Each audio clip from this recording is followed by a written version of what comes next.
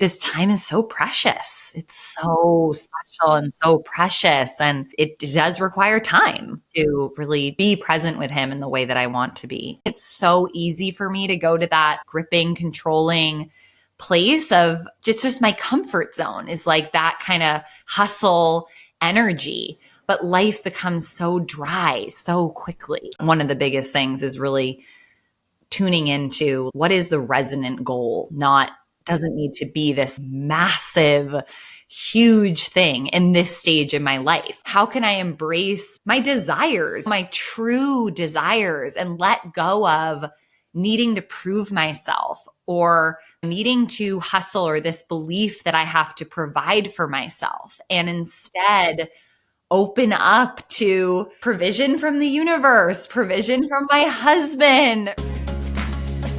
Hello and welcome to the Mama Culture. This is a place for you to be supported, inspired, and resourced on your unique journey through motherhood. I'm your host, Corey Zorns, a fellow mama, here to bring you information and wisdom on parenting, wellness, personal growth, and everything in between so you can thrive as a modern mama. So grab your favorite warm drink, settle in, and get ready for relatable, honest, and empowering conversations about the most important job in the world. This is the Mama Culture. Hello, mamas. I'm so excited to be here. Today has been a morning, gathering all the things, breastfeeding my toddler on the way out, but I'm so excited to be here today. Today on the podcast, I have Ellie Montgomery. I'm so excited just for everything and to catch up with her because she is a good friend of mine and lives a very beautiful life and has always been an inspiration and a person just by my side, a friend, a mentor. So I can't wait for you guys to also just hear her story and connect with her. Ellie is an intimacy coach who helps high-achieving women create thriving, long-lasting partnerships, epic sex, deep love, and she truly lives this work that she talks about. Her and her business partner, Amy Batuski, who is another amazing friend of mine, run an amazing, beautiful sisterhood company, business, thriving platform called Desire on Fire. It's a transformational coaching company and international sisterhood. And man, they have done so much. They hold in-person experiences, retreats, virtual coaching. They have impacted over 15,000 women within their community. And they both are just huge pillars within the community of sisterhood and relationship and truly living a life of desire and going for what you want. I feel like both of you and Amy, always do things that are unconventional. Like you guys just go for it, say the thing, put yourselves out there. And it's something I really admire. So thank you, Ellie, so much for being here. You have so much going on in your life right now. I'm excited for you to talk about your news and your life. And you have a little toddler, Bear. I can't wait for Bear and River to meet one day. No, they're definitely going to be friends. Yes, River and Bear. Too cute. So thank you so much for being here. We both have toddlers. We both have wild schedules. Before I hit record, we're sitting here talking about our life and what's going on. And we're just catching up and how much support we have and how we handle everything. Because we're both entrepreneurs and we're both dedicated mamas and we're both breastfeeding all the time and all these things. So there is so much for us to jump into. Yeah. Well, thank you so much for having me. Such an honor to be here. And I've been loving listening to the podcast. It's so awesome. And the most recent one I listened to was the travel tips, which I loved. Well, I was a bit like, it sounded like your experience of flying with a toddler is a little different than mine has been. So I loved all the tips. I was like, I'm going to try all these. But I'm like, are we on the same planet? Like, it was absolute torture for me to fly from Austin to Hawaii with my toddler. We were dying. And I'm like, how do you do it? Like, I just genuinely, we don't have to get into a whole thing, but I want to. I'm like, what happened? I don't know how you do it. Like, fly from Bali to the States multiple times a year and you're okay. I just don't. Wait, I think this is the first thing we need talking to. I hope no one else feels tricked with my tips here. I was like, that's all she had to say is some tape? I was like, what? How? Listen to what we did. This is just if anyone needs more about if my tips did not work and you need more, how to entertain Ellie, what do you toddler. do? I need part 2 with just how to entertain the toddler. But we brought like 25 wrapped toys. This was the idea of one of my husband's clients. Wrapped toys, like little trucks, little things. And every 10 minutes we would give him one. Not even that was enough. Okay, wait, I have a question. How long was the flight? 5 hours. 5 hours? It was in the middle of the day? Well, there were 2 flights. It was like there was a 3-hour one and then there was a 5-hour. And one was... It sounds like a breeze to me. I'm sure. I'm like, you're a magician. I don't know. Maybe we have different children. He's like, why am I contained in this tiny space? What is happening? I'm not available. That's so funny. So we flew from Bali to LA, which was 24-hour travel time. We had one layover. And then once we got to LA, it was the middle of the night, way past his bedtime. He's still awake. We had to go take a shuttle. The shuttle didn't show up for like an hour. So we're sitting at the airport waiting for a shuttle for an hour, calling the hotel, like, where's our shuttle?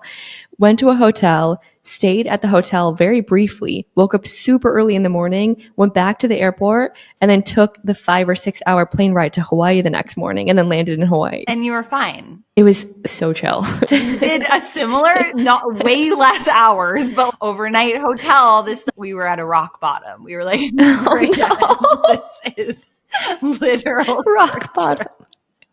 Oh my God.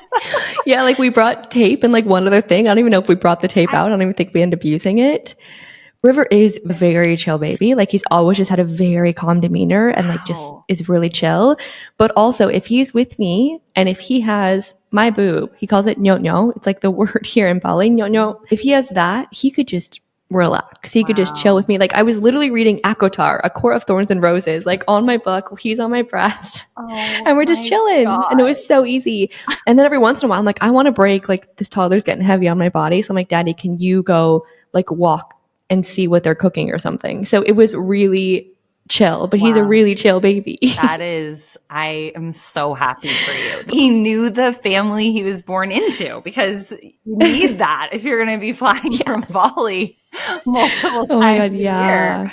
Yeah. I'm really happy for you. Just so you know, that is not what it is. You are blessed. And that is, I don't think, the norm unless my child is unusually wild.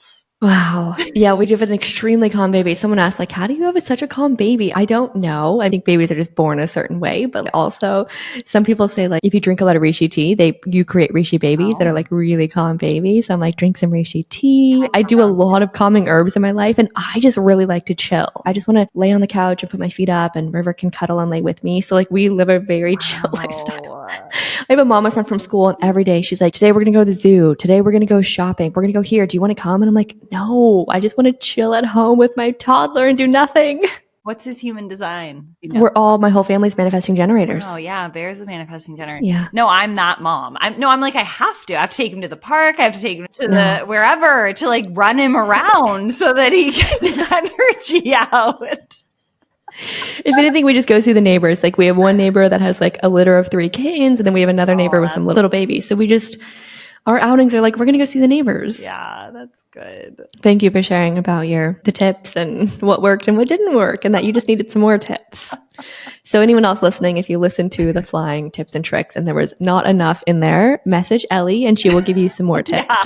If your child is a bit more wild, then I may have some tips for you. I can't promise that it will help your sanity, but happy to share. I always literally, so this was our second trip home with him. And the first trip, he literally just slept on me the entire time. He was 7 months and he just didn't leave my side. And I was telling Christian, I'm like, you are so lucky, because Christian can chill and watch movies and just hang out by himself. And I'm like, I don't think other dads and parents get this. I'm like, the fact that River could just lay with me for 24 hours. They don't get that. And we flew it there at 4 months, and he slept. They had the little bassinet that he could sleep in on the plane. That was amazing. We flew to Europe, and we were just dying this trip. So we're like, this is such a different experience. Is that the reason you haven't come to Bali to visit us yet? It is. I can't even imagine. We're going to come to Austin to visit you guys because I want to see you. And I don't think you're ever going to get on a plane here. It's highly unlikely. And now you'll have even more to juggle. I'd love for you to dive into what is going on in your life right now and everything. Tell us about it. Well, I'm 14 weeks pregnant with my second baby, a little girl. My son Bear will be 2 in May. Just wow, juggling mamahood and pregnancy and marriage and business. That was such a beautiful intro. Thank you. But we're deep in big events and planning our next year. And I've had a huge shift around really working with my boss babe identity and my ambition. And I'm sure you relate. So many parts of myself have died away over the first 2 years of motherhood and let go of a lot around my business and kind of old structures and ways of doing things. And we've opened up to so much more support than I've ever had. And it's still a juggle, a beautiful, challenging at times juggle. And every day is different. Some days are like the best ever, so beautiful and so much love and fulfillment and like beyond what I ever could have dreamed. And some days are so hard, like exhaustion like I've never known, and just navigating marriage and different responsibilities. It's so funny. I love this transition. I can't wait to talk more about it. I've transitioned so much out of the boss babe energy. I'm like, I don't want to do anything. To my partner, I'm like, babe, you do it. You run the company. You just tell me what to do when you need me and I'll be sitting here. I just want to be in the kitchen cooking and I just want to be dyeing clothes with avocado pits. Like that is my life these days. I just want to be homemaking. But then I also do get that creative burst inside of me. We're meant to share. We're meant to do stuff. Like I feel like me and you are so passionate about everything that we do. So I know that's there too. And the funny thing is, I've noticed with myself, and I don't know if you relate, but it's like we can get so much support and how can things still feel so full? I'm like, my partner's running the company. I have so much nanny support. I have people helping within our household. I have so much community support. And like, still, at the end of the day, I'm freaking exhausted. So it's just life of a mama and with a toddler, and our days can still feel so full, even with support. I know. And you want to give so much to him. It's so different now than it was a year ago. I just had no idea how much presence, I wouldn't say required, but just I feel called to give to him. Like it's so beautiful, the connection. And I just want to give to him. And it does become a lot when you're also giving in a business and then balancing where do I fill up and like when is that? Okay, work and then baby and then also filling my own cup. And yeah, it's just couldn't be more different than life before kids. It's like a whole different universe, paradigm. I think like a lot of women in our community and a lot of our friends are still either single or thinking about babies. And I love the mamas that have come into our community and have babies now because I'm like, okay, I get it. It's like a different realm and we get each other. So I'm so happy that, you're living this life and get it. And I'm like, oh, I really relate to you. Yeah, but I relate to what you just said about like, okay, I don't want to do anything. And Amy and I, my business partner, we're planning to really we basically reevaluated our whole year. And we're like, okay, do we really want to do these things? And what are we available for? And we could take a break. And we've like really restructured our whole team. And Rob, my husband, really helped us. We had a similar journey of really opening to his support and being led and guided by the masculine in a whole new way. And that brought up a lot, but and has been really beautiful and healing and also triggering at times. But we were like, okay, we could really just not do much this year. And I've took a 4-month break from social media, like no posting. We've just been leading our Pleasure Mastery, our 4-month program, which we've had like almost 100 women in it, which is way more than we've ever had. So it required a lot. It was like, it's been a big deal to hold. And I haven't been posting, haven't been putting anything out there. I've really been in a pause besides leading this program. And we've been feeling into. What do we actually want and what are we available for this year? Maybe it's not much. And then just all of a sudden, out of the blue, I was like, wow, I actually feel most myself when my channel is open. And my channel is most open when I'm sharing and creating and like sharing this work that I'm so passionate about, especially with new women. Like that is really an authentic desire. And so from that place, we've decided to do some things, but in range, not the full, like, okay, we're going to do what we've done many years, which is just full out huge goals. I think that's the biggest thing in motherhood. One of the biggest things is really tuning into what is the resonant goal, not doesn't need to be this massive, huge thing in this stage in my life. Like, how can I have this actually support my life and be a beautiful outlet without taking over? Because this time is so precious. It's so special and so precious. And it does require time to really spend the time, be present with him in the way that I want to be. Yeah, I think this stage of motherhood, it's like what is required the most of us, literally just our time and presence. And that's like a lot of our time and presence. I tell Christian every day, I look at River and I'm like, oh my God, this is the cutest stage in the entire world. Every day he just says something so cute and does something so cute. And I'm like, baby, it's not going to last. We just have to soak in every moment because it's so good. It's so good for our souls. And I hear that with the big goals. I think being on social media, being around a community of amazing women and amazing entrepreneurs that are doing so much and creating so much impact and making so much money, it's really easy to meet those goals and to want to do big things and to run the $1 million company and to grow this many people into your community and be sharing and posting all the time. And I feel the same way. I'm like, this season is just not that for me. And it doesn't mean I can't grow a big business, make a lot of money, impact a lot of people. But going after it with those goals are not the right way for me right now. And I was like, what is my intention for this year? What do I really want? I was like, the only thing I want is a calm nervous system. I was like, I just want a calm nervous system in everything that I do so I could be more present with River so he feels my calm nervous system. I want to have a calm nervous system when I go into work, when I go into create. And that's the only thing I want to work on this year because I noticed like how juggling so many things can really fire up your insides, can really start to clench you.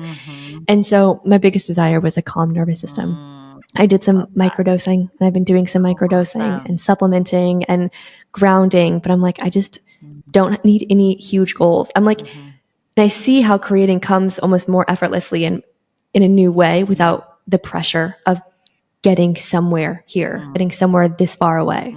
So I know you and Amy set some big goals and do so much and have created so much impact and have had so many women in your containers and like literally just changed their lives. Like you and Amy have really gone after your missions and it's so beautiful how dedicated you guys are. What is Desire on Fire looking like for you guys this year?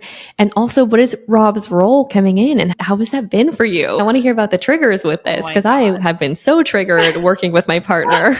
Yes, we have been on a major journey. So basically, we run an annual event called the Desire on Fire Experience. And this fall was like our 4th or 5th time running it. And we love this event. We bring hundreds of women together and we do sensual movement and embodiment. And it's like really juicy content that we teach. And it's a really transformational weekend. And every year, it's just so hard for us to fill. And every year we set a huge goal. We're like, we had 200 women next year. Like we can totally have 400 this year. And it's just never resonant. Like we always overshoot and then we feel like we're failing and we have to do all this work. And it's just been very painful. This was my 2nd year doing it since becoming a mom. The first year I was newly postpartum, like 4 months. And that was hard. He was little and not very active. And so I could get away with it. We got through it and we had a beautiful event. And then we were like, okay, well, we're going to do it again. Because every time we do the event, we're like, we love that. It's the best thing ever. It's like so our purpose and our channel. And we just love it. And so then we're like, we forget. It's like childbirth. We forget like the pain that it was because in-person events are a lot, not just the enrollment, but like the cost of it. And it creates pressure for us. And to put it on and then all the logistics. And it's just a big deal. So we decided to do it again. And this time I had a toddler and it brought up so much for me, for Rob, for Amy. And we traveled over the summer and we got home in September and Amy and I just like full on went into our boss babe energy and we're just hustling. And I had a lot of childcare and my husband, Rob, sat me down at one point and was like, this is not working. And from his heart just called me out and called me forward. And one of the things he said, and this can be a controversial thing, I've been sharing this and some people are like, what the fuck? But I'm going to keep sharing it because it was my wake up. But he said, your boss babe energy does not inspire me to want to provide for you. And I fully got it. I was not doing anything to contribute really to our home. When I get into that mode, I'm not in my feminine. I'm not in my homemaker. Not that he like has expectations that I'm a homemaker, right? That's not what this is about. But it's like, am I contributing anything outside of work? And my conditioning, this is my programming from how I grew up, from 5 to 10 years in network marketing. I got a lot of programming from that and being an entrepreneur, and all my history is really believing that my value is in what I can provide financially. It's a very masculinized programming that I got from many different places. And so it's been a real journey of realizing like, wow, that is not my value. It doesn't mean that I can't have a business and be in my purpose and generate money, but I don't need that to be my goal. And actually, how can I embrace my desires, my true desires, and let go of needing to prove myself or needing to hustle or this belief that I have to provide for myself, and instead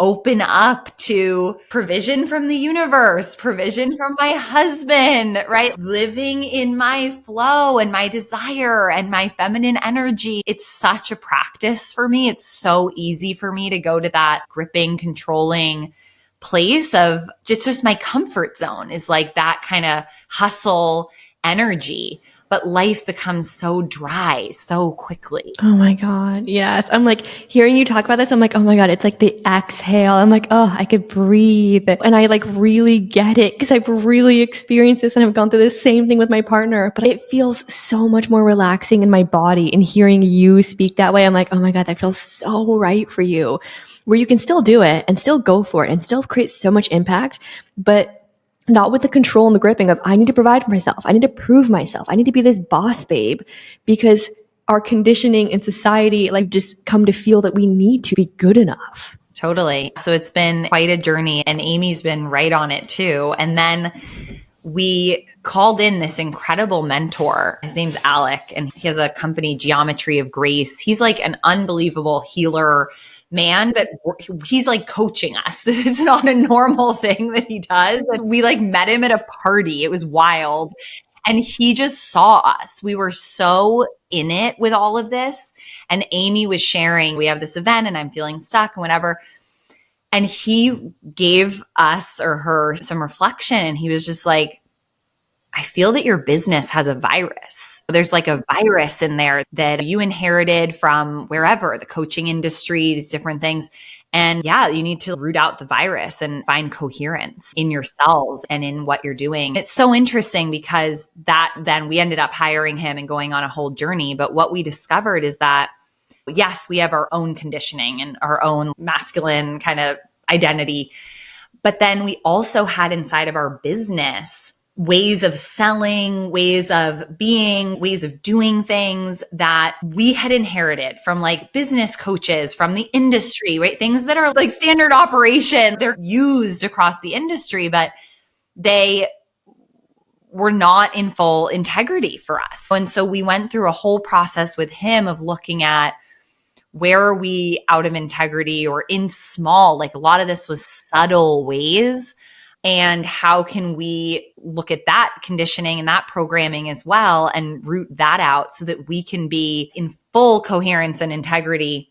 And really what the shift then became is we're not teaching anymore. We are not the experts like on the pedestal, which naturally can happen, right? When we're on stage and we're the coaches and we're the leaders. And what we discovered is that as much as we possibly can, we want to take ourselves off the pedestal so that our participants in our programs are able to find and access their own power and not giving that over to us, and really doing our part to create containers and environments where women are able to access their own power and not putting us as like the ones with the answers.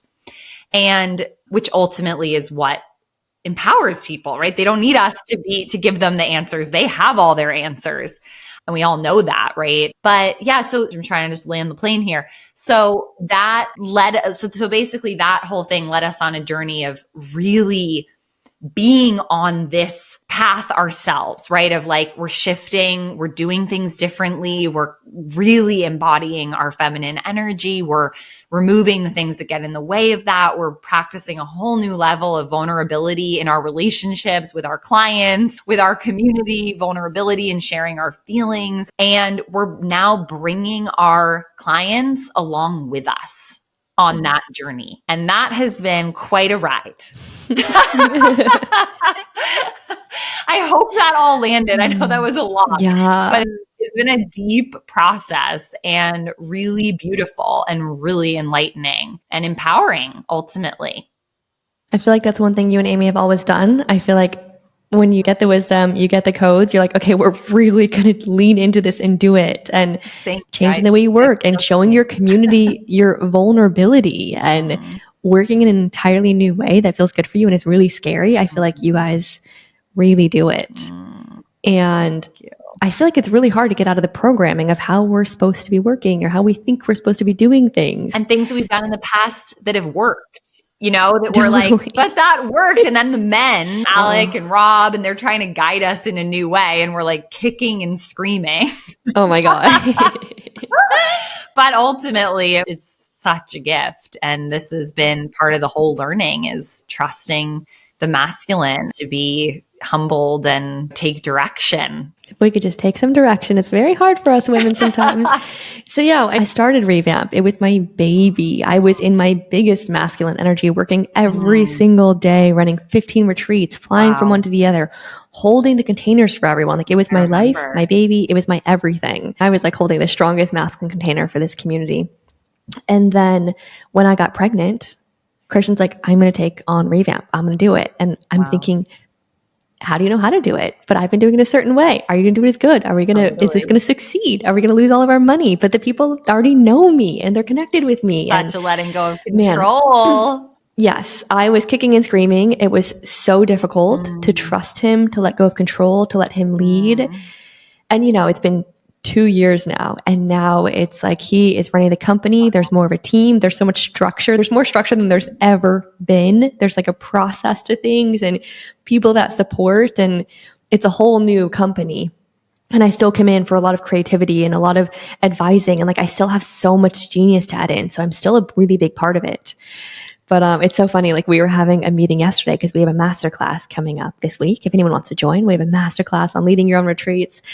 But we got into such a big fight because I was like, no, I need to say this on the masterclass. And he's like, no, that's not necessary. And I was just like, wow. You know, I put up a really big fight for what I think is right. And we really had to like calm down. I'm like, neither of us are hearing each other. We're like butting heads. We're both in the masculine trying to figure this out.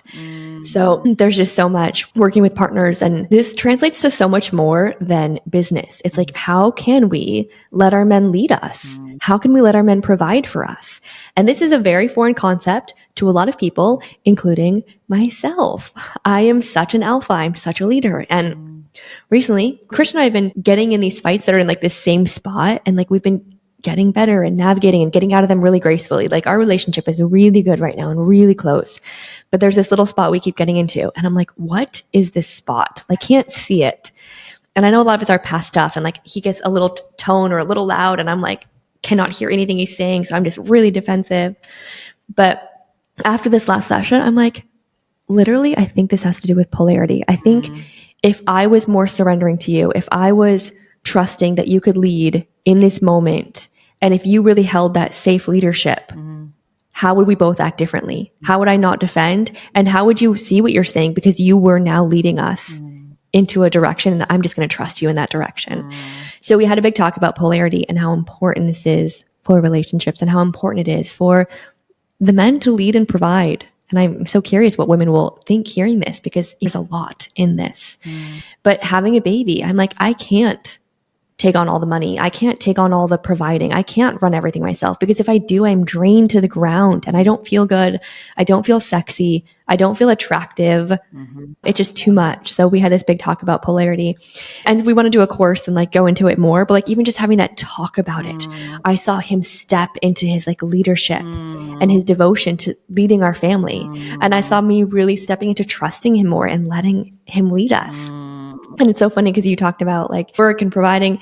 The days where like he's working so hard, sometimes I feel really guilty because I'm like, man, he's working so hard. And I'm hanging out at the river, which I just love, and dyeing clothes with avocado pits. Like that's what I've been doing lately, and like working on my face and skincare and hair care routine. And I'll just tell him, I was like, baby, sometimes I feel really guilty. And he's like, I don't want you to feel guilty. I want you to rest and relax and be with River and make sure we have nice food in the kitchen. And I'm like, that's what I love doing. So it's so funny. These things that we can really love doing, we almost fight it because we think we need to both be the same, both be providers, both be proving ourselves. So there's a lot of stuff in this for women. I'm like, there's a lot of codes, and yeah, it's just, there's so much in that. Yeah, totally. And I think what I find, because we've been talking about this more inside of Desire on Fire, which has been, it's activating for people. And I really get it, because a lot of women have deep trauma with the masculine and a lot of negative experience. And so I really get how triggering it can be.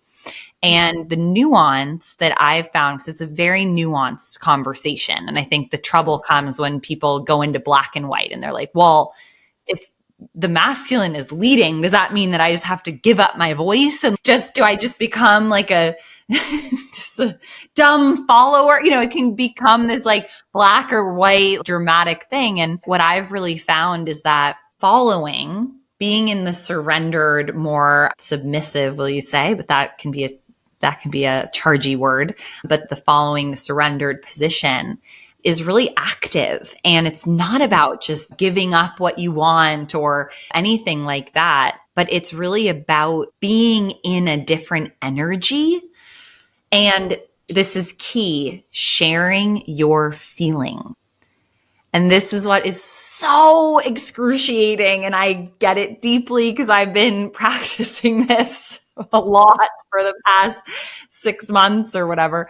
Because my instinct as a also can be quite alpha, and my mom was a total alpha and my dad is more beta. And so that's what I watched, was like my mom was like the dominating, leading, and it worked for them. Like they actually have a great relationship and they love their relationship. So it's not making any dynamic wrong. Like it's just whatever you want. And for me, it sounds like you too, like I really love being with a more masculine alpha man. And so what that means is that if I want that, if I'm meeting him all the time with alpha, leading, dominating energy, there's going to be no polarity and there's going to be conflict. And that's what I experienced for many years. I would fight him and then we would fight, and it was just like not fun. So since learning these tools, it's really helped me embody more of that feminine, receptive, following energy, respecting him. Like men really just want and need to be respected the same way women want and need to be loved and cherished. And we think often like, well, if he loved me, if he cherished me, then I would respect him. But unfortunately, it doesn't work that way.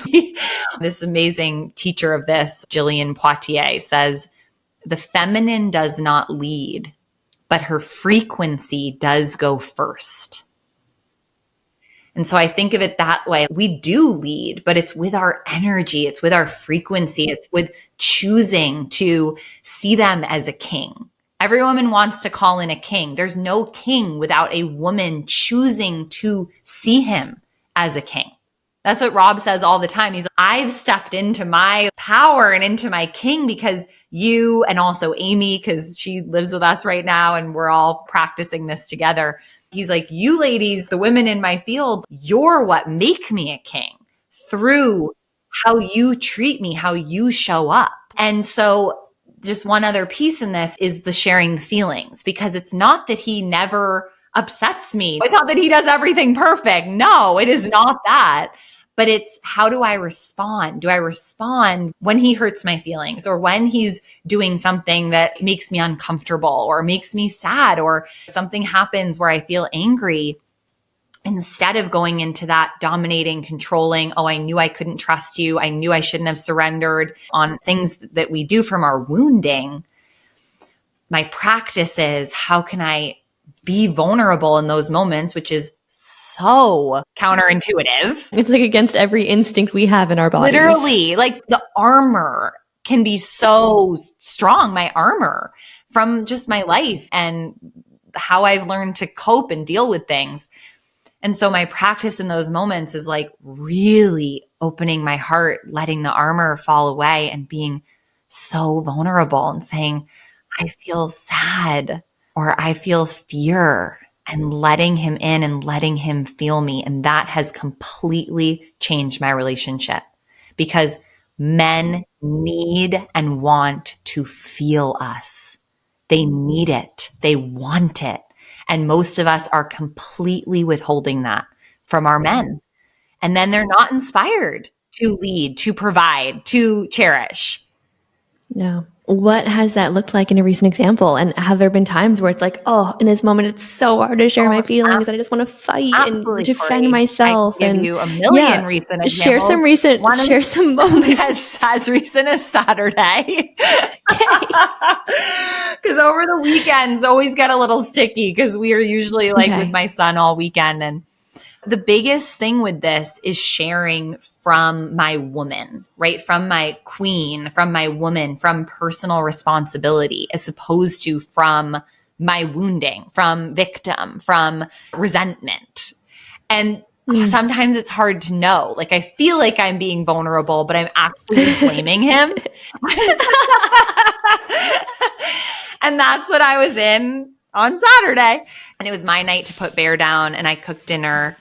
And then I shouldn't have done the dishes. I should have just left the dishes for him to do. I didn't want to do them, but I went into some like guilt, people pleasing, like whatever. And I did the dishes. And then he was like, okay, it's your turn to put Bear down. And in my mind, I'm like, fuck you. Really? Like, your pregnant wife? Like, I have to cook dinner and do the dishes and put the baby down? And of course, this is what happens in relationships, right? He has no idea. I just willingly, gladly cooked dinner, did the dishes, and now it's my turn to put the baby down. Like, he has no idea. But I'm like seething and not letting him in. And then I went and put our son down, and I came down after, just so pissed. And I could feel, I'm like, I need to be vulnerable. I should let him in. And I was like, I feel upset, and I feel not vulnerable, but doing my best and just in my shit. We all have our moments. And I have a man who doesn't buy my bullshit, who doesn't coddle me and try to rescue me. And it doesn't always feel good in the moment. I'm like, I want him to just rescue me, to be like, oh, honey, are you okay? And he won't. He's like, I don't know what you're in, but this feels off. And I'm like, I just want you to hug me. I'm just in it, and trying to get him to rescue me. And then he wouldn't. And then I went and had a tantrum. And it was just such a mess. What did your tantrum look like? Oh, just screaming into my pillow and crying. And it hit a really deep wound. And so I felt all that. And then the next day, I was able to actually be vulnerable and share with him. What did the rest of the night look like? Do you guys sleep in the same bed? It varies. Some nights we do, some nights we don't. I'm a projector, so I like sleeping alone sometimes. But no, we did not sleep in the same room. We were not. Okay, so you left it that night, like I how think it was. I went in. I might have, after my whole tantrum, and I got to the other side, and then I was like, okay, I didn't share vulnerably. I went and hugged him and I was like, I see it's my shit, but I didn't fully fully Totally. own it. Not ready yet. Later. I made some peace. Yeah. And then it just has opened up this really beautiful conversation on the other side of well, actually what I did next was I shared it with my girlfriends, with my sisters. And this is where sisterhood comes in, because I think so many of us are just alone in our relationships. And it's too much pressure to put on any two people. We need community around us. And I know you live that. And so, yeah, I shared with my sisters and got some reflection. And one friend was like, what had you do the dishes? And they were just like, oh, I so get it. And I so relate. And what had you do the dishes? And it just had me feel it and look deeper at my part and what had come up for me. And then I was able to share with him from that place and just let him in and just really let him feel me, but from my woman and not from my wounded little girl. Yeah. And how did he handle that? How was he with that? Yeah, beautifully. Beautifully. And then we talked about, okay, what are some things that need to shift? Because we're having moments where we're both feeling maxed out and getting resentful, because he has them too. It was a tough weekend. What needs to shift? And we then were kind of looked at, okay, we need a time during the week where we get to sit down and really have space for us. And we have a date night, but it's not enough. We need more and intentional time to really be real with each other and share the deeper things. And so we talked about that and just how we can support each other to not get to that place where I'm feeling burnt out and resentful. Yes. I feel like the weekends can always be a lot with parents and little ones and toddlers. And I know. I feel like you want to spend time together and you want the whole family to be together, but then neither of you can get alone time. I'm wondering if you relate to this, if he, who gets to take care of themselves, right? Because he wakes up and he's, I want to work out. And I'm like, I want to work out, it's and I feel like I still bring into the weekend my maiden expectations of oh, it's going to be a break and it's going to be nice and it's going to be relaxing. And it can be all those things, but it's also, we're up at 7 a.m. and I want to be with my son. I want to spend the weekends with him. And so it's just navigating in that. It's all communication. How do we take care of ourselves and who's going to have their time when? And if those conversations don't happen, and if I'm not clear about my desire and what I need, and I'm not communicating that, then it's not going to be met. And then it's not going to go well. He can't give it to me. That's the thing. He can't give me something that I can't give myself. And this has been the biggest thing for me to remember in my marriage is just, it's so easy in those moments when I'm under resourced to blame him. Why isn't he saying to me, oh, I'll put him down because you did the dishes and you made dinner? But that's expecting him to read my mind. That's having unexpressed expectations. It doesn't get me what I want. Blaming our partners is the easiest go-to. If anything's not going our way, if we're exhausted, if we're tired, if some random person pissed us off at this grocery store, we're like, let's blame our partners. And it's such easy programming. I can go there. He's selfish. He's this, he's that. And yeah, it's so not actually reality. And it's really helpful too when I can own it as my story. I have a story that you're not helping me enough. And I know that's not true, but I need help. This is the other big tool that I'll just share is asking them, partner, man in your life, whatever, for help. It's so vulnerable. Literally, Corey, I'm I want you to try it and report back. Amy and I have been practicing this, getting our community practice, and it's so hard. So it's I have a judgment that you're XYZ, or I have a story that you're XYZ, whatever it is, right? That you're not leading well enough, that you're not helping me enough, that you're not thinking about me, that you're not spending enough time with me, right? Because it's very different to own it as your judgment or your story than to just blame them. Right? Because no one likes to be blamed. You're going to be met with defense. If you're you're not giving me enough attention. They're yeah, I am. There's nothing you can do with that. But if you can own it as your story, I have a story or I have sadness coming up. I have a story that you're not giving me enough attention and I need help. Can you help me?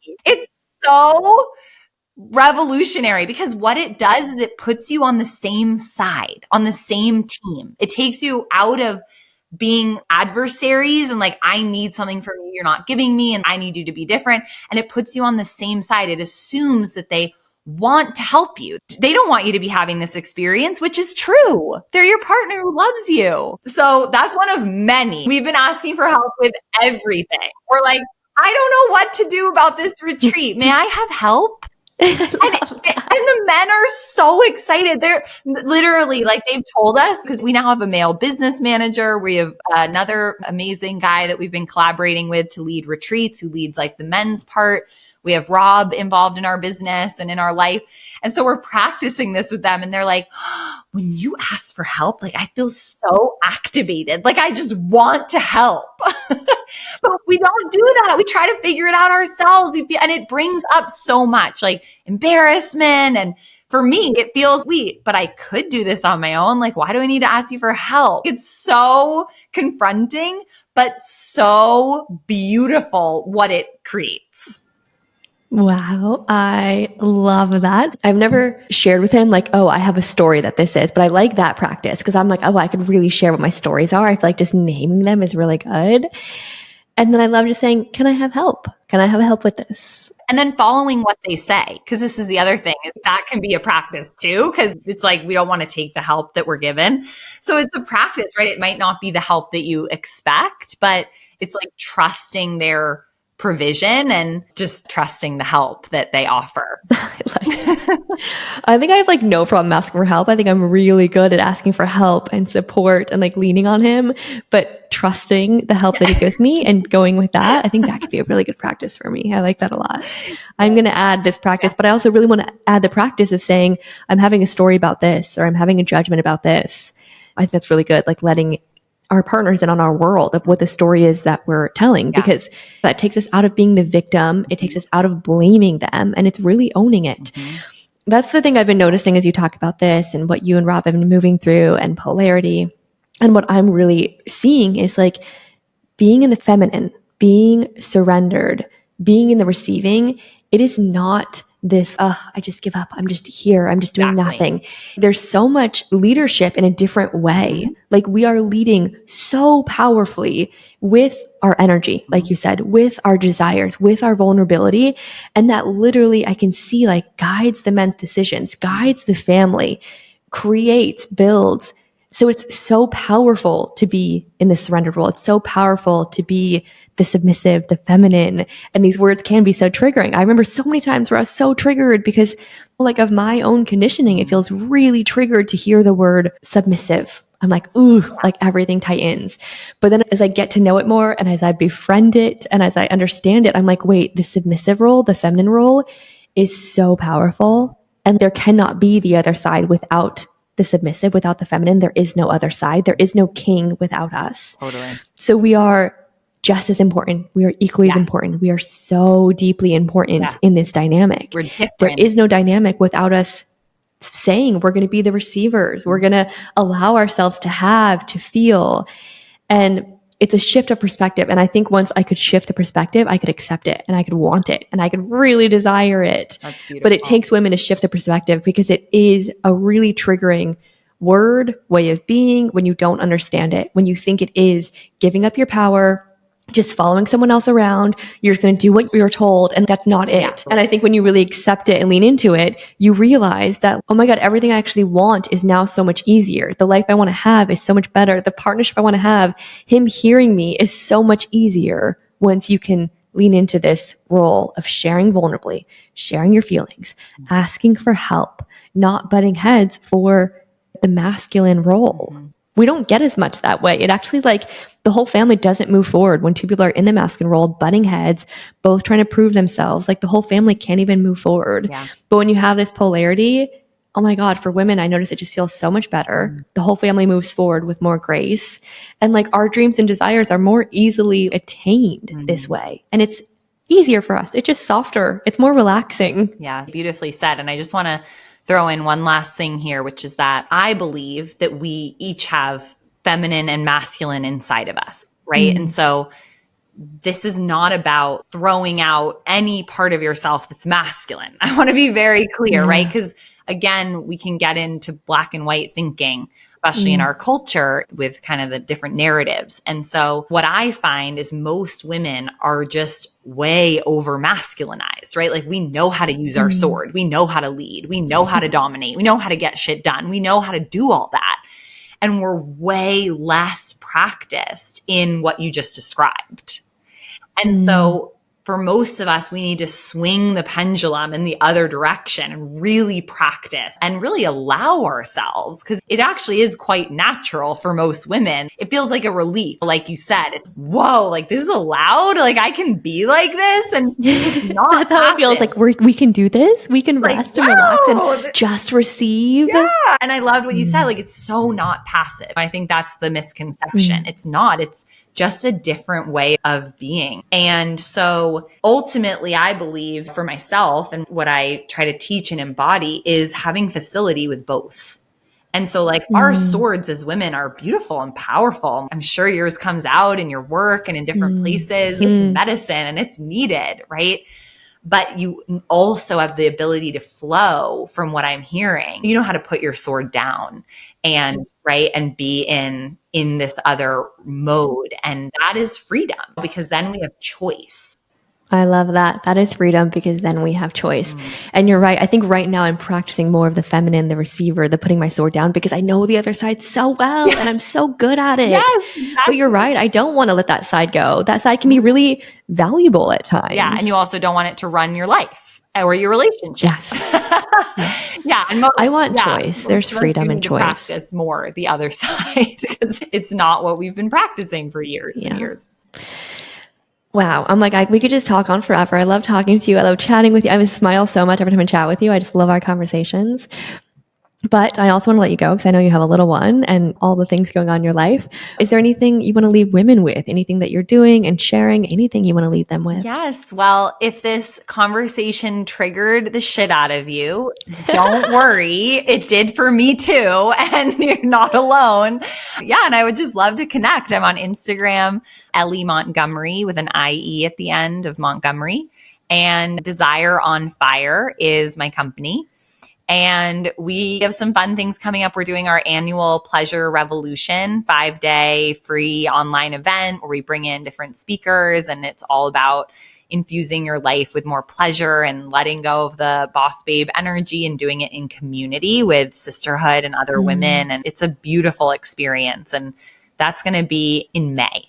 So you can just go to Desire on Fire and follow along on Instagram or join our mailing list and get the info for that. Amazing. And I'll link those. And yeah, I highly recommend everyone listening join. You guys really do share a lot of medicine and share so vulnerably and have such an amazing community. Thank you so much, Corey. This was such a fun conversation. And I really feel your receptivity. And it was so fun to share this. And I've just been so in it, like learning and practicing all this. So it was such a delight to get to share it. And I hope that it makes a difference. Thank you so much, Ellie. We'll stay connected and we'll chat soon. Thank you. Thank you. All right, Mama. Thank you for tuning in. I am sending you so much support and love on your journey through motherhood. Remember, you are not alone in this beautiful, wild, and sometimes challenging journey of motherhood. This is your village. Please subscribe, leave a 5-star review, and share this with anyone else that you think would benefit. Take care, Mama, and I will see you next week. Thank you for being part of the Mama culture.